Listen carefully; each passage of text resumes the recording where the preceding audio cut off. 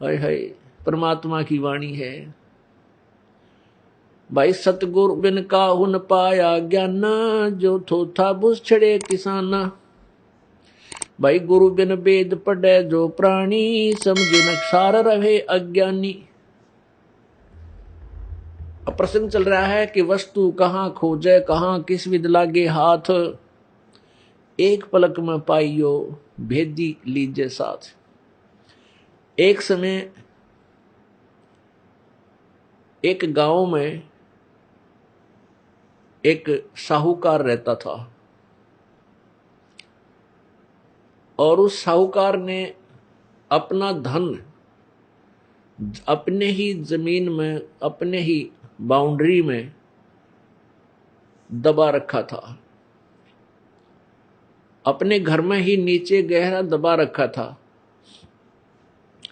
और उसके विषय में अपनी बही में, एक बुक होती थी पहले, बही बोला करते उसको, वो कोरी कापी जिसको कहते हैं ना, प्लेन पेपर की एक नोटबुक सी होती थी, बही बोलते थे उसको। अब बही अब भी है गांव में साहूकारों के पास, जैसे डायरी समझ लो, आजकल डायरी बन गई।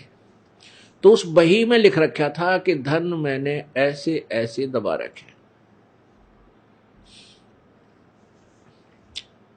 अपने पुत्रों को कहा करता, बेटा मेरी मृत्यु के बाद चिंता मत करियो, मैंने धन बहुत दाब रखा है, और इस नोटबुक में लिख रखा है, वही में, और उसको समझकर प्राप्त कर लियो। अब समय आ गया, उसके पिताजी की मृत्यु होगी। मृत्यु होने के बाद पिताजी का अंतिम संस्कार करने के उपरांत उन बच्चों ने सोचा भी पिताजी ने बही में लिख रखा था, वो धन बहुत है, देखते हैं। उस बही में लिखा हुआ था, उस नोटबुक में लिखा था कि कोई भी महीना लीजिए कि जेठ उतरते की चतुर्दशी की रात्रि के 12 बजे इतना धन मंदिर के गुंबद में दबा रखे। क्या लिख रखा था कि जेठ उतरते की चतुर्दशी, यानी चांदनी रात, चांदनी चतुर्दशी सुदी, जिसमें रात्रि में चंद्रमा निकलता है, रात्रि के 12 बजे, और मंदिर के गुम्मज में इतना पैसा दबा रखे। उस साहूकार ने अपने ही आंगन में एक मंदिर बनवा रखा था, और उस मंदिर का ऊपर गुम्मज बना हुआ था, पूजा करते थे उसमें। तो उनके पुत्रों ने बही को पढ़ा, उस नोटबुक में लेख पढ़ा, और रात्रि के समय 12 बजे वो मंदिर का गुम्बद फोड़ दिया, ताकि इसमें धन दाब रखा पिताजी। तो वो धन उसमें था नहीं, वो मंदिर फोड़ दिया, गुम्बद फोड़ दिया, पैसा पाया नहीं। अब बड़े हताश हुए, और गांव वाले कहने लगे, रहे निकम्यों, तुम्हारे पिताजी ने तो ऐसा बढ़िया मंदिर बनवाया था, नास्तिको तुमने क्यों तोड़ दिया मंदिर। अब न्यू क्यों बताओगे, इसमें पैसे दाब रखे मेरे पिताजी ने। कहने लगे, जी बढ़िया बनावांगे इसको, मेरे पिताजी कह के गए थे, बेटा इसको अच्छा बनवाना।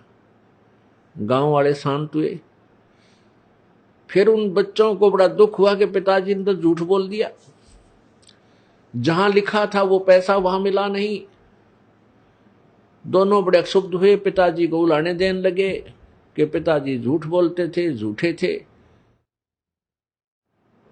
एक दिन उनका चाचा जी आ गया, कोई नाते में उनके पिता का मित्र था, वो वहां आ गया। उनसे जब कुशल मंगल होने के बाद पूछा कि अंकल जी मेरे पिताजी तो बहुत झूठे आदमी थे, नो क्या करते, हमारे पास घना धन है बेटा, और हमने दबा रखा है, और पिताजी का जहां उन्होंने लिखा था वो धन मिला नहीं हमने, पिताजी झूठ बोल गए। तो उनका अंकल जो था, उनके पिताजी का मित्र, वो कहने लगा, भाई वो नोटबुक मुझे दिखाओ, वो बही मुझे दिखाओ। उसने पढ़ कर देखा कि जेठ उतरते की जेठ उतरते की चतुर्दशी यानी सुदी चतुर्दशी 14 और रात्रि के 12 बजे मंदिर के गुम्बज में इतना धन दाब रखे। तो वो समझ गया तुरंत, कहने लगा बेटा यो मंदिर का गुम्बज उतना ही बनाओ, वैसा ही बनाओ, बड़ा छोटा मत करियो, और धन बताऊंगा मैं तुम्हारे को। और उसमें 1 महीना शेष था, वह जेठ उतरते की 14 में, और 1 महीने के बाद आऊंगा मैं जेठ उतरते की 14 ने।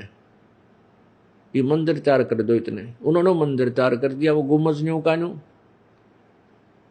उस दिन आकर के रात्रि के समय उनके अंकल ने, उस ताऊ जी ने, चाचे ने बताया कि जहां चंद्रमा के प्रकाश से मंदिर के गुम्बज की छाया उनके आंगन में जहां थी, उसको निशान लगा दिया कि यहां खोदो।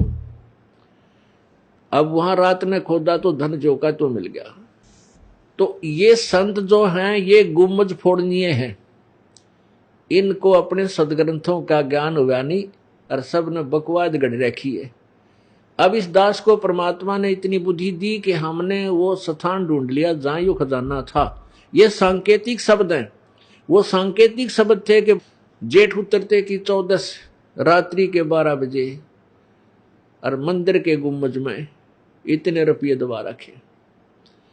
तो बुद्धिमान था, उसने देखा रात्रि के 12 बजे क्यों लिखा, और वह 14 क्या लिखने की जरूरत क्या थी, धन तो कद्दे दावे दे लिखने, उसमें फायदा क्या। तो उसने तुरंत हिसाब डाल लिया कि रात्रि के 12 बजे जब चंद्रमा की रोशनी में गुम्बज की जहां छाया जाएगी वो स्थान निर्धारित था, वहां धन मिल गया। तो ऐसे है, वस्तु कहाँ खोजे कहाँ, और किस विध लागे हाथ, एक पलक में पाइयो भेदी ले लो साथ। भेदी, अब तत्व ज्ञान जो तत्वदर्शी संत है, ये भेदी होता है परमात्मा के सदग्रंथों का, उसकी महिमा का।